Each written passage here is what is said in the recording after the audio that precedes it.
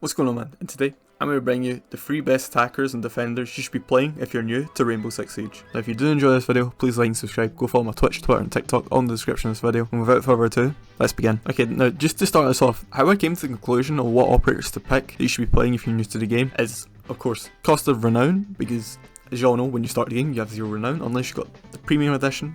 But of course, we're in a global fucking, I don't even know, bro, like everything costs too much now, right? I go down to like local like corner shop, whatever, Freddo, I don't even know what price, I couldn't even tell you the price of it now, alright? So we all try to save money here and there. So of course, renown, that's going to play in the factor of what operators I've picked here.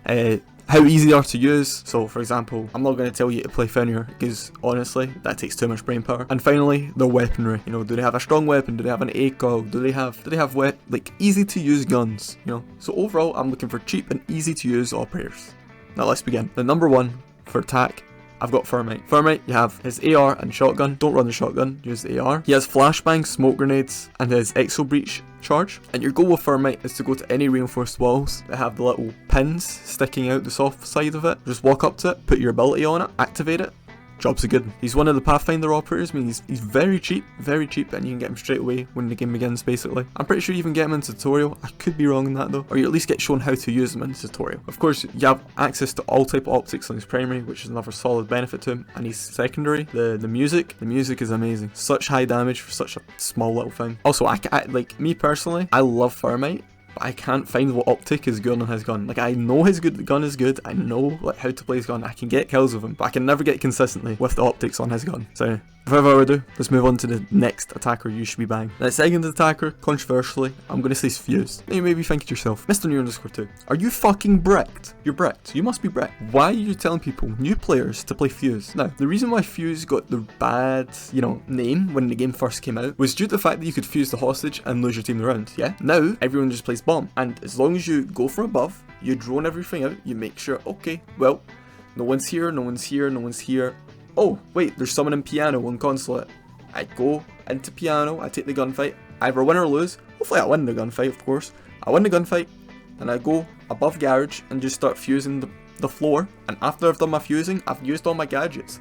I may have a breaching charge to look down, I may have smokes to cover the plant, and I have hard breaches as well. So you're extremely versatile on fuse as well. So you can open the hatches, soft destruction, or smoke. And of course, the AK-12 is the most powerful, or at least one of the most powerful assault rifles on attack. The only thing holding Fuse back is the fact that he's a 1-speed. However, you have the free armor, meaning you can tank more shots, but just know you're not going to be able to flank on Fuse because you're so heavy. And a little bonus as well, the PMN is a little pistol with 50 caliber sniper rifle rounds in it. So if you're new to the game, make sure you pick up Fuse as well. And finally, for attack, a more expensive option for you is going to be Buck. Buck is what I think is top 3 most played operators in the game for me. You have the C8 and the Cameras. Don't use the Cameras, it's DMR with high recoil, pretty low damage compared to something like the 417. The C8, it does have some amount of recoil, however it's pretty easy recoil because it's only just up. And for secondaries on Buck, you have either the Gong 6 or the pistol. You can take either or, probably Gong 6 you'll try to help your team because you can clear bulletproof utility. However, if you miss all your shots, which you're probably going to do because you're new to the game, and that happens to everyone, probably better off running the pistol. But however, the argument for not bringing the pistol is the fact you have the skeleton key. Now the skeleton key is an underbarrel shotgun that you can use to make soft destruction, which is its primary focus. However, using that on a person is insane. It does high amount of damage. The only problem with it is it's got a fuck ton of recoil. It kicks like a horse, bro. And for secondary gadgets on Buck, you're gonna have flashes and hard breach can openers. This meaning that if you go from above, again, like I said with Fuse, you can make all the soft destruction you need and also open the hatch as well if you need to. Or you can have the flashbangs, flash into sight and get a kill, which I typically end up doing. I only ever bring hard breaches if I have a plan for that in the round. So to rank them in order, what operators I would get on attack first would be Thermite, Fuse and Buck. Fuse and Thermite first, obviously, you can interchange them. However, I'd argue that Thermite's more important just because of the fact that you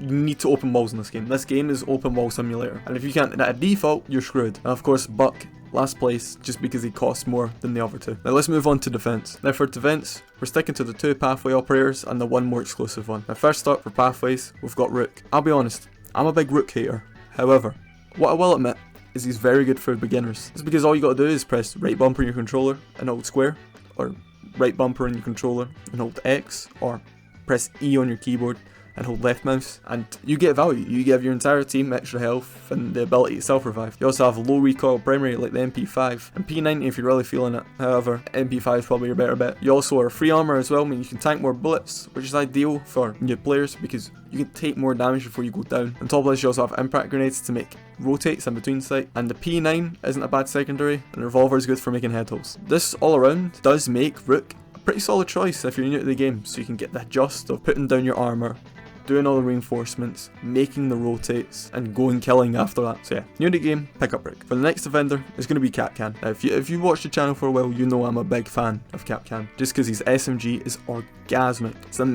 amazing weapon. With Kapkan, always pick the SMG. If you pick the sausage, you're gubbed. The sausage shotgun does low damage and has a low range, so always pick the SMG. His SMG is a low recoil, high rate of fire gun with 1x optics, and he also has access to what I talked about with Faze with the PMM pistol, 50 caliber sniper rifle rounds, and a little tiny machine of death. Now with Kapkan, you want to stick 2 of his traps on 1 double door, and what you want to do with Kapkan is ideally place it so that when you're attacker, you're not going to look that way.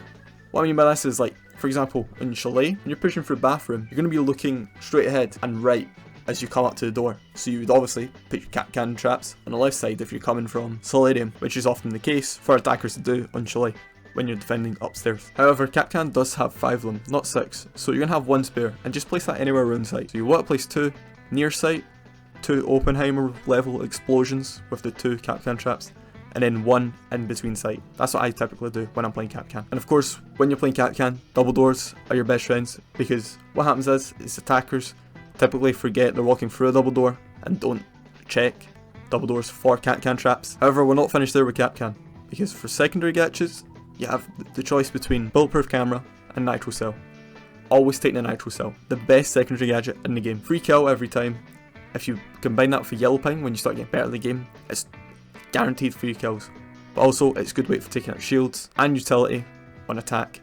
This meaning overall, it's just a very flexible, solid choice for defenders to be bringing as their secondary gadget. And finally, last defender we've got to talk about is Frost. Now, Frost has the option between the Super 90 shotgun and their SMG. Always pick her SMG, even though it's got a slow rate of fire. You do have a higher optics zooms on it, like the 1.5, the NATO ACOG, and the Russian ACOG. Personally, on Frost, I do like the NATO ACOG more. It's a low recoil, high damage, low fire rate submachine gun. And for secondaries, bring the ITA shotgun so you can make rotations, and also sometimes get kills close range. Now with Frost, what you want to do is place your frost mats near where you're positioned around sight or in sight, just so when someone ends up sniping in your frost mat, you can swing and get the kill on the downed player inside the frost mat. Otherwise they'll pick themselves up beyond 20 HP and maybe it will kill you. Typically what I place them in places like next to a door or under a window, that's what I usually do. Or what you can do is place it behind your deployable shield, meaning when they vault over into sight, they have to look down and shoot that, or take a gunfight with you.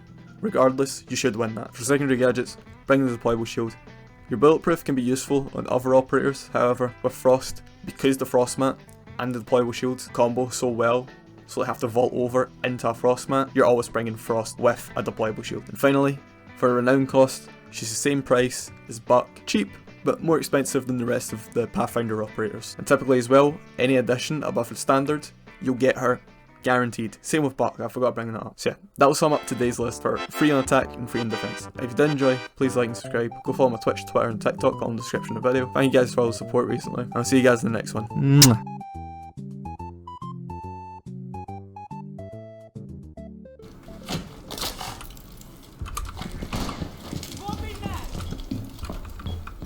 Bro, no, is that losing signal? Why is that losing signal, bro? I just lost the cam to that. That's oh yeah, wait, losing signal is a thing. I just placed a bulletproof cam outside.